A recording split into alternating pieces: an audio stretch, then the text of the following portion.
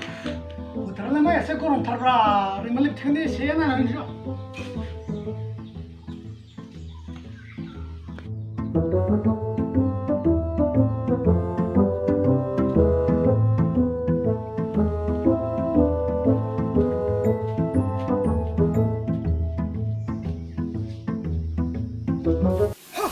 रैमालि बिथिंलाय सोर खावफोब्रा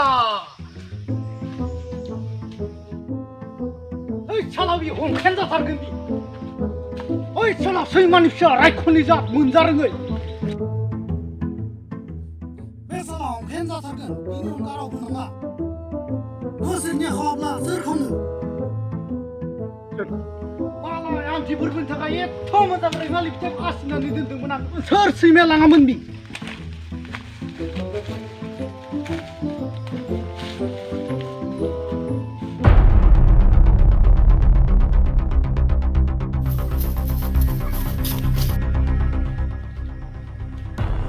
साला हमखेन जाथारगोन बि ओइ थंखे मानि मा दावराव हा मा दावराव खालामबाय थादों नोङो हा मानि दावराव मा जादोंसो होनदों नों ओइ हामथारनाय रैमालि फिथाइखौ आं हासिनानै दोनदोंमोन ओइ थंखे सोरखौ सिखमदोलै बियो सोरखौ सिखमदों हा मानो लाङामोन नोङो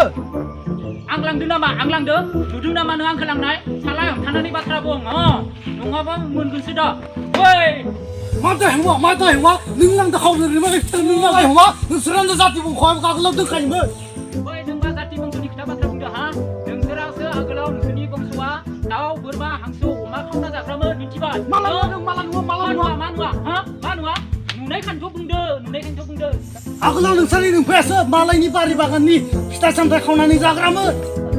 ओइ थंखे नोंनियाव खुगाया बांद्रायबाय